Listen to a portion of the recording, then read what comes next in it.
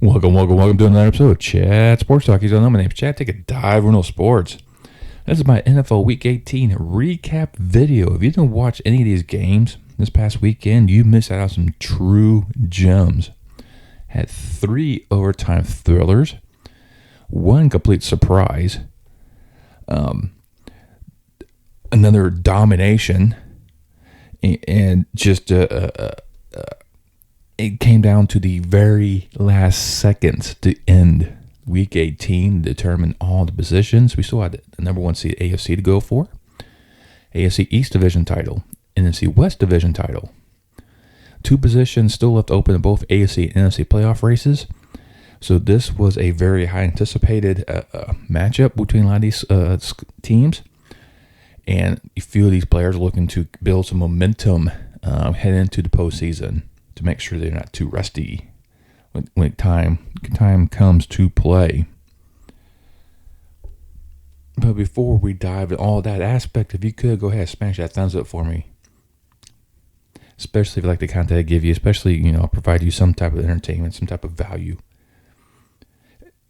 It places YouTube guys that algorithm out and help promote this channel. You also subscribe. Hey, it doesn't cost you a dime. It helps me out, provide more entertainment for you. Well, last week I actually did extremely well again. I actually went 12-4 again. So I definitely knew which games were going to go the way they did. And there's definitely a couple surprises out there that I definitely did not expect that to go that particular way. One game that kind of went either way, and I picked the wrong one. But hey, happens. So let's go ahead and just kick it off with the Saturday games. Because of the flex schedule, you had a couple Saturday games. And to kick it off, we had Kansas City at Denver. Now, this is definitely one of these games I could really think gone anyway. Denver's is one of these feisty teams that just know how to play, especially against their division rivals. But recently, Denver's had a really bad string of luck against Kansas City. And Kansas City is actually looking to put pressure on Tennessee for that number 1 seed. And I think that's what Kansas City was coming out there to play. And they struggled immensely. It wasn't until they hit Melvin Gordon in the backfield. The Chiefs will do a scoop and score, like an 86-yard fumble return for a touchdown that I put the game ahead. It gave it to Kansas City. Offense was sputtering for the Chiefs, so it's one of these things that there are some things that Chiefs have to clear up on one side of the ball, and they look good on the other, but then they cough on the ball run. So Chiefs definitely have some kinks in the armor, but they came out on top, beat Denver 28-24. So at least Garrett locked up the number 2 seed, but put pressure on Tennessee. In the Saturday matinee match featured the Eagles playing host to the Cowboys. Neither one of these teams had anything really to play for. Eagles already in. Their position really dependent on Niners and Saints. Dallas had a lot of other things kind of had to fall into place for them to kind of determine where they ended up. But Jalen Hurts didn't start for the Eagles. They arrested him, so it was all Minshew. Devontae Smith got enough yards to become the set the record for receiving yards for the Eagles, passing Deshaun Jackson. The Cowboys put their starters in to get everything going, get all the momentum, build some more ways to continue to run forward, and Dallas just destroyed Philadelphia. But a game that really didn't matter to either one of them, but the Cowboys won 51-26. And now we head off into Sunday. First up the docket was the Bengals and Browns. Both starting quarterbacks were out. Casey Keenum got the start. Bengals had nothing to play for. Position-wise, they were stuck where they were at, so they had nothing else really to go for. They clinched the division. Cleveland's already out, and the Bengals are just resting star players for the upcoming playoff push, and Cleveland went in and barely edged them out, 21-16. Up in Detroit, where the Lions play hosted the Packers. The Packers had nothing to play for either. The first round bye was already been clinched. Detroit probably looking for, a top. They already got the number 2 pick in the draft. And it's just one of these games that the Packers were up early because Aaron Rodgers played in the beginning part of the game, just to, kind of treat like a preseason game pretty much.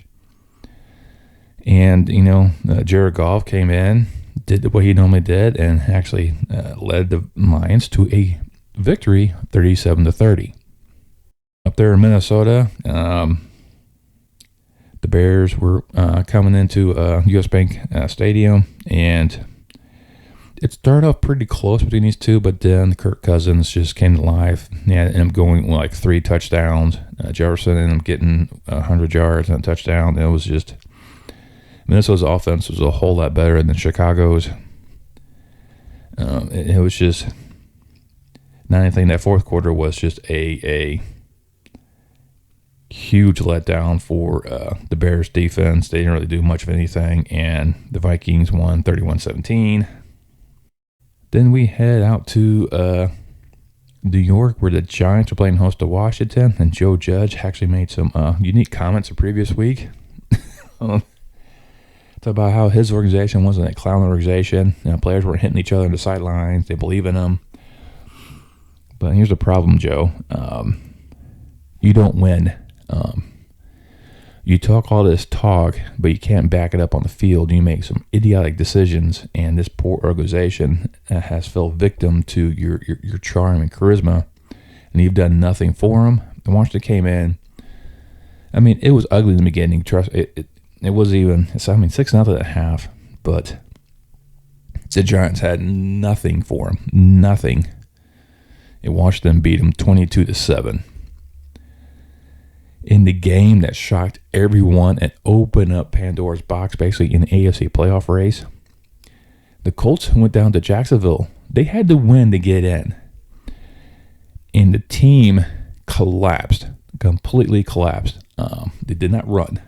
So Jonathan Taylor, who's probably, my book, MVP, they took him out of the equation. They barely used him. And when they did use him, it was really lame duck plays that the Jaguars defense was pounced all over. Carson Wentz couldn't do anything.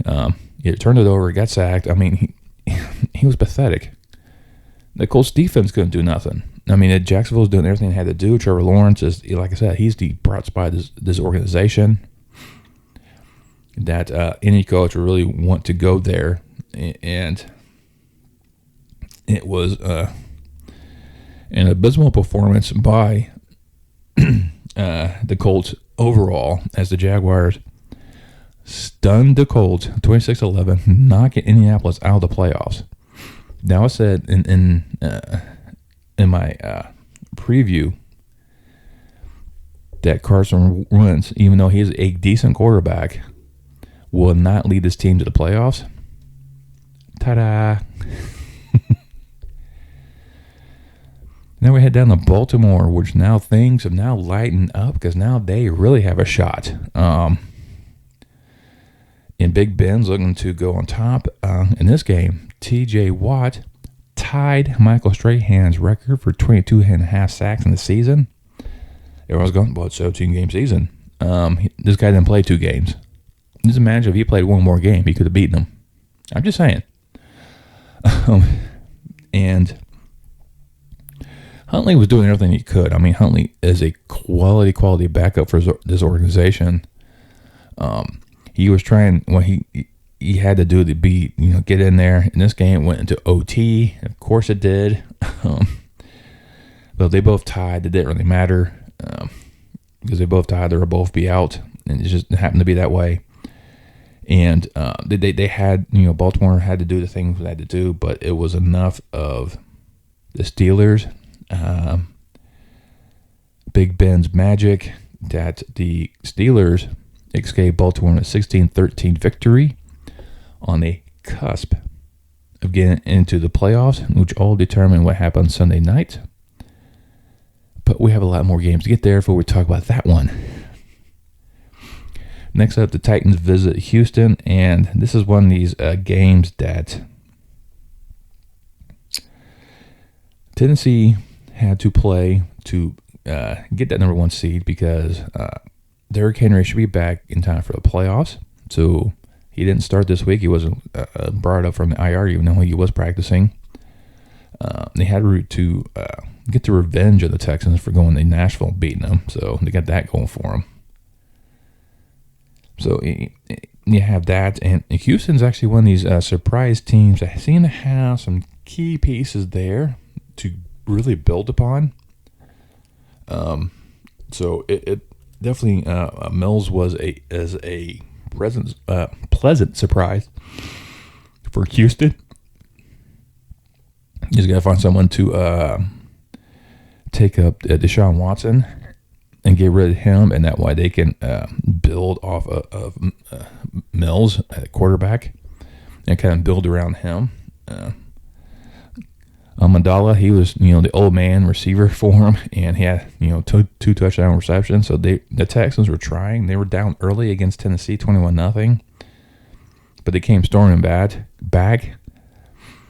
But the Titans were able to hold on behind a 4-touchdown game by Tannehill and beat the Texans 28-25 to lock out the number 1 seed.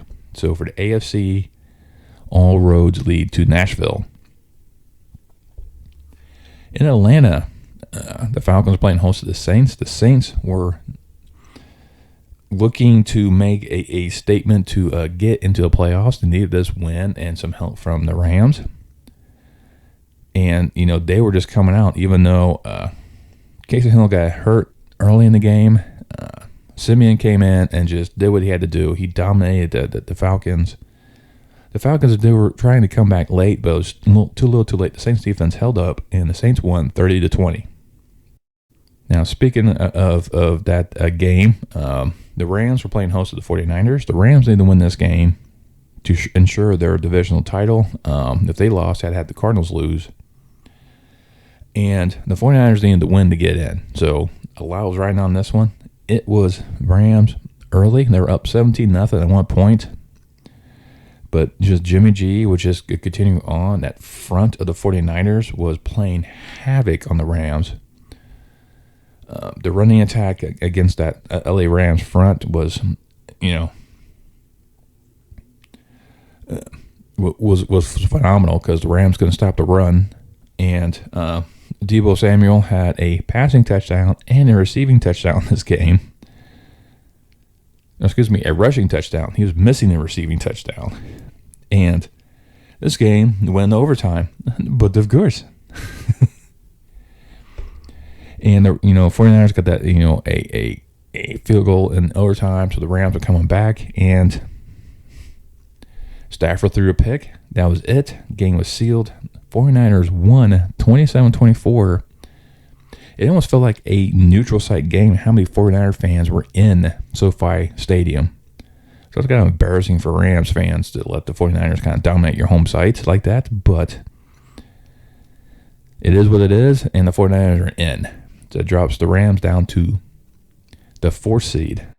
Now go ahead to Western New York, where the Bills are playing host to the Jets. The Bills needed this win to take the AFC East title, should I say. And it wasn't a pretty game for the Bills, which I kind of said last week or Friday that this wasn't going to be a good game. I thought it was at one point was, but then I was like, no, let me retract that. It's going to be like what they did against Atlanta. Sure enough, was not pretty. Josh Allen was doing things he shouldn't be doing, stiff arming guys before being tackled, just making some ridiculous throws. But the Bills did enough to beat the Jets 27-10 to repeat as AFC East champions. They get that wild card home game. Now we head down to South Beach, where the Dolphins are playing host to the Patriots.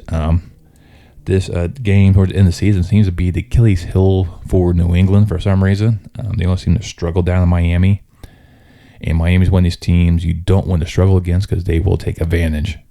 And this was no exception. Miami was up early, pick 6 early of Mac Jones. Really set the tone for this game. And New England was just dominating throughout most of this game. 24-10, and heading to the 4th. It looked like it's going to be Miami all the way. New England was doing their best to come back in some form or fashion to make this a contest. But a botched final play of the game resulted in another touchdown for the Dolphins as Miami beat New England 33-24. We head down to Glendale where the Cardinals playing host to the Seahawks. For the Seahawks, it'll be a last hurrah for Russell Wilson, Robert Wagner, Steve Carroll. I mean, there's so many different things that could happen in Seattle in the offseason. And with Arizona, they're one of the worst home teams out there. They cannot defend. I mean, how well this team is, they are bad at home. And, Seattle came to play. But Arizona needed this win to win the division, and Rams had to lose. They're already in the playoffs, so it's just really, do they get a home game in the first round or they'll go on the road? And with this, it was, they were trying, but Russell Wilson had 4 total touchdowns himself, including, one of them was a rushing touchdown as the Seattle Seahawks win Arizona, beat the Cardinals 38-30. And then you had Carolina visiting Tampa Bay. Carolina's already said Matt Rule's going to be back next season, even though he hasn't really done much. Brady started, but he had built some more continuity with the other receivers he has, especially with the depleted receiving core that the Buccaneers seem to be having because Godwin's out. He's on the IR. AB's been cut. He already has that rapport with Evans and Gronkowski, so he had to find some other pieces in there because defenses will focus on those two, especially Gronk. So you got to find other pieces to kind of look at to ensure that the Tampa Bay offense continues to run forward, and it was no issue. Brady had an easy game, over 300 yards passing, 3 TDs, breaking a lot of other additional records in his first ballot Hall of Fame selection career, and the Buccaneers crushed Carolina 41-17. The game tonight, the last game of of this season, Sunday night, the Los Angeles Superchargers, they're going to Los Angeles, take on the Raiders. And with this game had a lot of different little stories because of both teams tie, they're in, Pittsburgh's out. So if you listen to this game, Chris Collinsworth, he kept saying that, well, they tie. Well, just play for the tie. He was getting annoying with that one. But I think with the Raiders, their mantra, just win, baby. That's what they're doing. I mean, anytime you can try to knock off your divisional opponent out of the playoffs, I think you're going to do that. I mean, that's just one of the things you're going to do. And Justin Herbert's just one of these phenomenal quarterbacks that I was speaking more of, but I think his head coach has kind of hampered what this team could do. I mean, there's so many things in, Carr's now one of these quarterbacks that's just, gets overlooked. He's one of these workhorses, one of these blue-collar guys that just balls when he has to. And the Raiders defense, I mean, Max Jacobs, his mother said, he was so big, he deserved a second X in his first name. And he was constantly in that Chargers backfield disrupting things. Bosa couldn't really do much for the Chargers getting back there in the backfield to disrupt Carr. And it was just a solid game. And that last drive by the Chargers, oh my God, that was just amazing. I mean, multiple times they were down, you had 4th and 10 and still made the catch or got a defensive penalty that resulted in a first down. I mean, you would just chart, the last seconds of the game and he got a touchdown. Kicked the extra point, went into overtime. Steeler fans was holding their breaths going, no, this cannot end in a tie. You had Steeler fans there. You could just see them on their faces. They were just shocked. Their whole season could be washed away by a tie between these two teams. The Raiders had the ball first. They went marching down the field, pretty much ate up 8 minutes of the overtime, marching down the field, kick a field goal. that squeak past. And then the Chargers did the exact same thing. Squeak past. They were both tied. It was just like, ooh, what's going on? No. Steelers fans were like, no. But, it was looking that way. And the Raiders were just running the ball. I mean, they had a late possession. They were just running the ball, letting the clock tick. They weren't going to go timeout because they knew if they tied, they're in. They knew a win or a tie, they're in. They knew if they, tied, they were in. Somebody got to tell that to the Chargers head coach. He called a timeout. In doing so, because he knew they were going to run. Yeah, according to him, knew they were going to run, so I had to make sure I had my best run guys. And what they did, they ran. And guess what? They got the first down. And then the Raiders were like, you know what? Let's just roll down this clock to about 2 seconds. We'll call the timeout. I mean, yeah, is there a gamble that, it could be blocked or run back for a touchdown? Of course. So do you just go ahead and wait 2 seconds, kick the field goal if you miss it? Meh. We're in the playoffs. Doesn't really matter. Or do we kick it, make it, rub it in the faces of the Chargers, knock them out and get in? I said this game would go down to the last seconds and decided by a field goal. But not by the team that won it. I said the Chargers would do this. The Raiders went down there, 2 seconds left. Carlson drills a 47-yarder to get the Raiders back in the playoffs. This is the third time since their Super Bowl loss to the Buccaneers. I mean, that's the Chargers are out, scratching their heads. Steeler fans are ecstatic as now they have the Big Ben is still playing one more game. That's just it. One more game.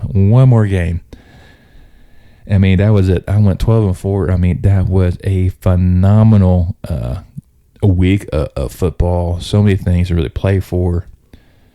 You know why, the NFL is must-see TV, it seems like. And you got the date set for next week for the Super Wild Card Weekend, as they call it, because now there's going to be a Monday night game, the first time ever. But we already know the two top seeds are going to be Tennessee, Green Bay. Your playoff matches. Number 2 Kansas City play host at Pittsburgh. Buffalo get that rubber match against the Patriots, and the Bengals. That team you got to watch out for. And that will take on the Raiders. That's going to be an entertaining game between those two. And then on the other side, the Buccaneers play host to Philadelphia, another team that runs, so they might hamper the Bucs a bit. The 40 Red Hot Niners will take on Dallas. That's going to be a very fun game between those two. And Arizona will now head into SoFi, take on the Rams. We already know how well they play on the road. They shocked them all with them winning in LA earlier in the season. So we'll see if the Rams have kind of figured out how to beat them. Right now, the coaching carousels already began. Vic Fangio has been fired by Denver. Like I said, Burrow has been confirmed to be back. Carroll and Zimmerman from Minnesota are unsure. I think Carroll right now is unsure. Zimmerman's been skirting around the question right now. Joe Judge has now been kind of rumored to be on the hot seat. Matt Nagy, for sure, is on the hot seat. If not already out, he's already packing, and no one's found out yet. I think Detroit with Campbell, they just got to get some more pieces in there. I think they got enough right there in Detroit to be competitive.